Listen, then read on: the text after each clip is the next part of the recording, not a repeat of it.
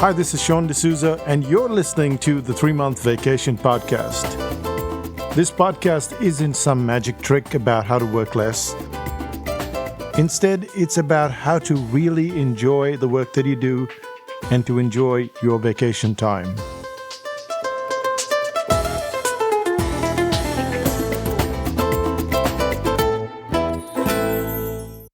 Hi, it's Sean, and you're listening to the 3-Month Vacation.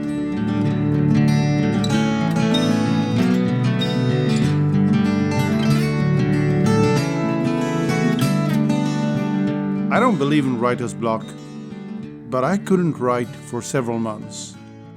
It was around the year 2014 or so. For several months, I hadn't written a word despite wanting to do so.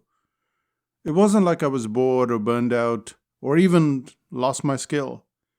It's just that I couldn't write.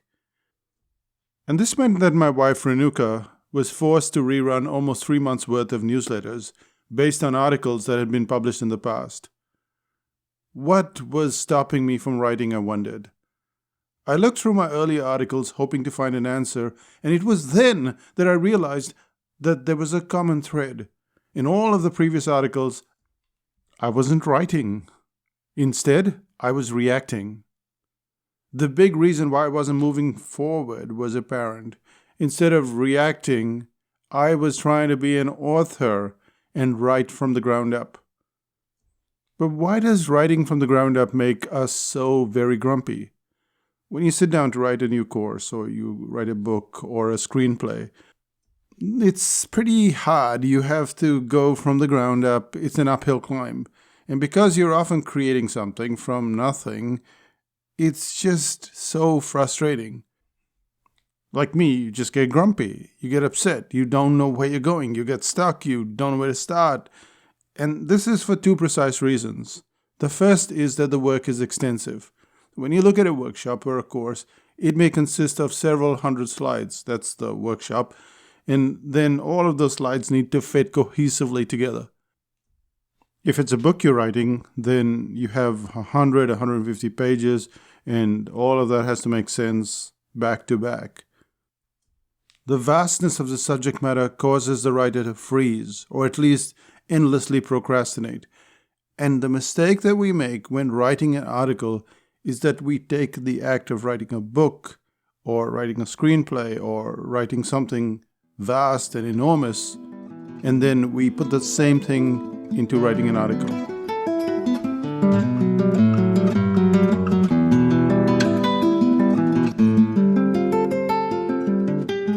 An article doesn't need to and shouldn't start from zero. Instead, it should always be a reaction. Let's take an example. Let's say someone is having a hard time writing an article, and they take hours, days, maybe even a week.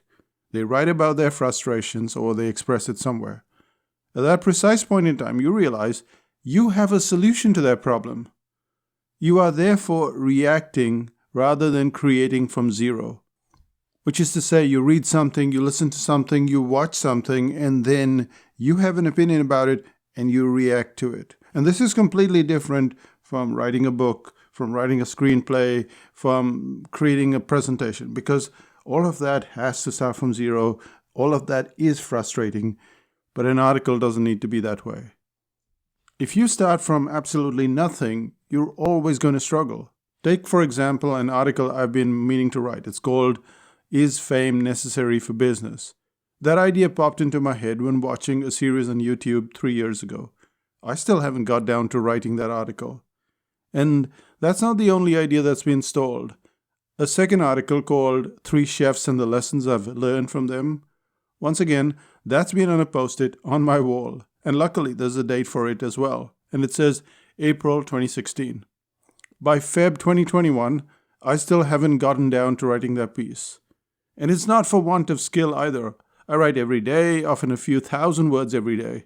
I answer long posts on the membership site at 5000 BC. You're listening to this podcast, we create the podcast. There is no shortage of skill.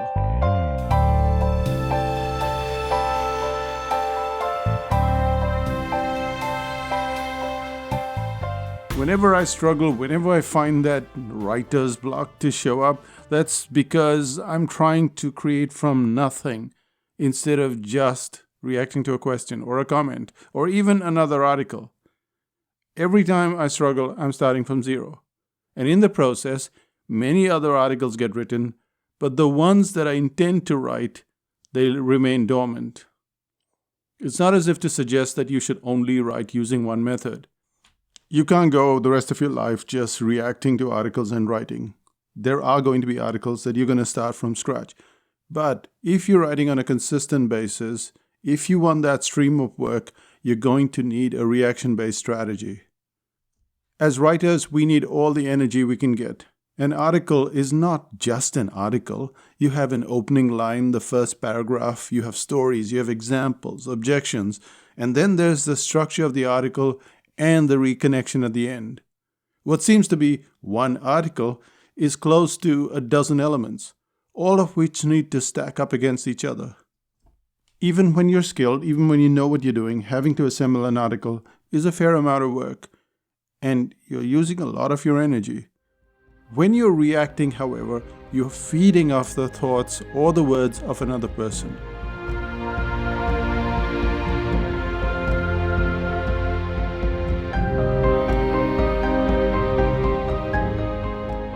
If you have clients, they have questions, and you respond to their queries.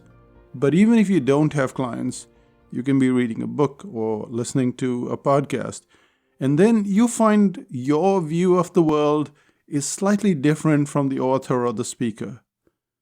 Take, for example, the concept of creating habits. At one point in my life, I thought it took about 21 days to create a habit. Books will tell you that it takes time to build and fortify a habit.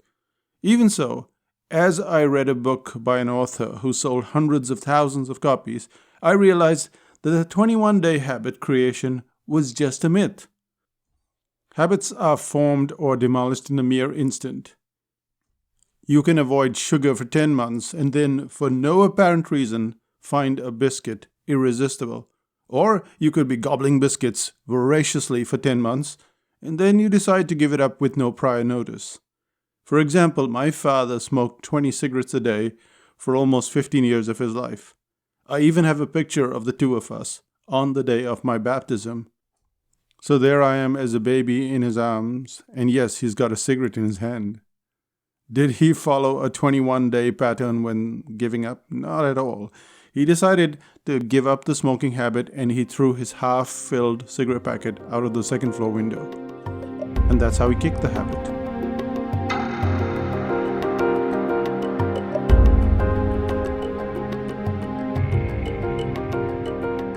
As you can see, I reacted strongly to the contents of the book. In that particular case, I had my own opinion, my own way of looking at the world. You also have that power, and you need to be on the lookout for energy from another source continually. Where do you find these sources? Things that you disagree with or very strongly agree with, or questions that come at you from clients or from a forum or a group. When you fail to react, things sound boring. They take longer. It feels like a chore. If you know that you can write articles, if you have the system in place, if you have all the elements in place, and it's still taking you ages to write an article, then it's not your skill that's the problem. It is that you're starting from the ground up. And that's something that you need to get rid of as quickly as possible and start to react. When you read articles online that are boring and repetitive, that's where they're coming from. They're coming from this need to create something every single time, which is very tiring, very boring. And the irony is that it has taken twice or thrice the time to create that very tedious article. So avoid that and react to content, and that's how you work out this article writing strategy going forward.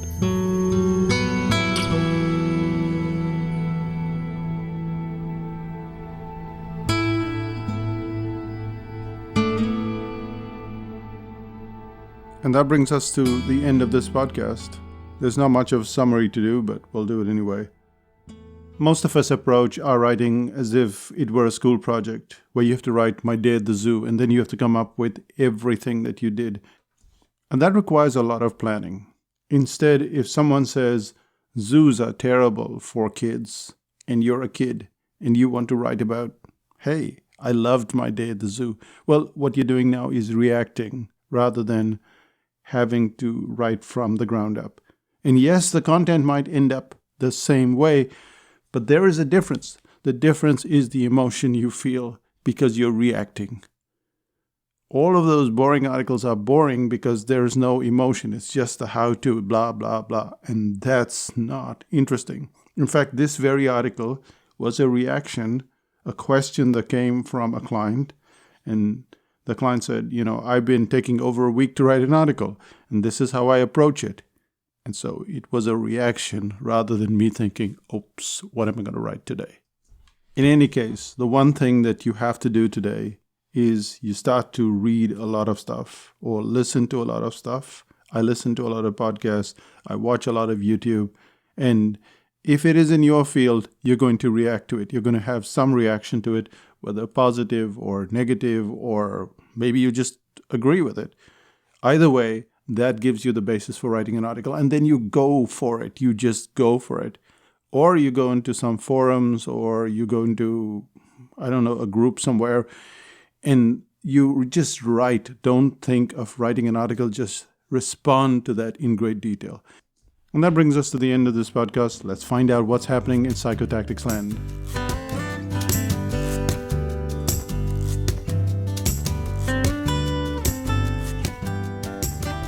This podcast is going out on the last day of February. That's the 27th of February. It's also the day that the copywriting course is on sale.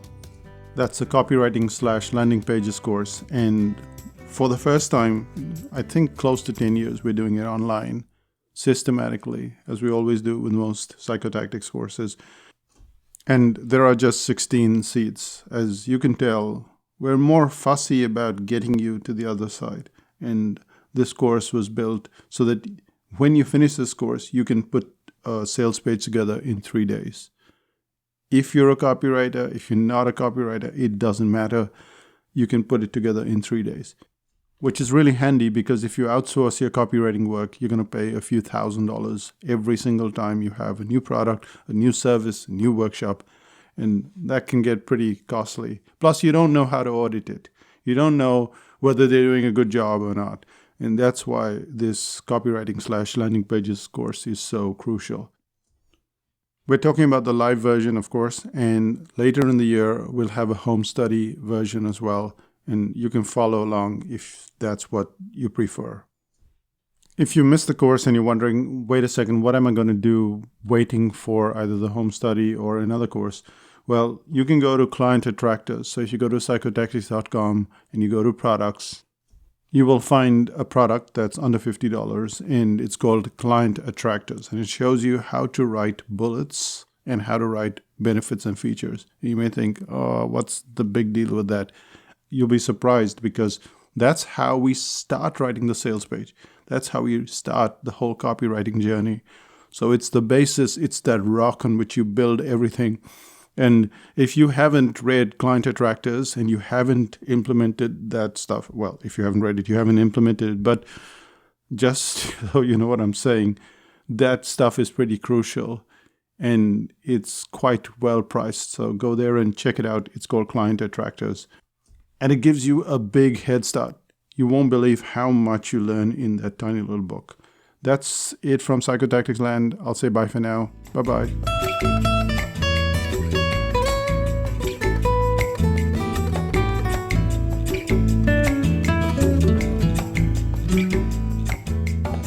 Still listening? So on my office wall, there are a bunch of Post-its. There are 1, 2, 3, 4, 5, 10, about 15 Post-its. And they've got the names of the articles that I intend to write. Some of them are about increasing prices, instant uniqueness, the want factor, exploring contrast, book review, deconstruction, and learn quickly, 3 chefs. Well, there are a whole bunch of them. There are about 15 of them. And guess what? I went through all of them, and They were no reactions. They were something that I did sitting down at a cafe and then coming back home and then putting it on Post-its, putting them on the wall, doing all the drama. And most of those articles haven't been written. Since when? Since 2016. I had no idea that 5 years have passed since I put those Post-its up, and I still haven't written those articles. And probably another 5 will pass before I even get down to it. So that's all I'm saying. Try and react rather than write. Otherwise, you'll end up with a whole bunch of Post-its if your strategy is a bit like mine. Anyway, I'll see you in 5000 BC, and I'll say bye for now. Bye-bye.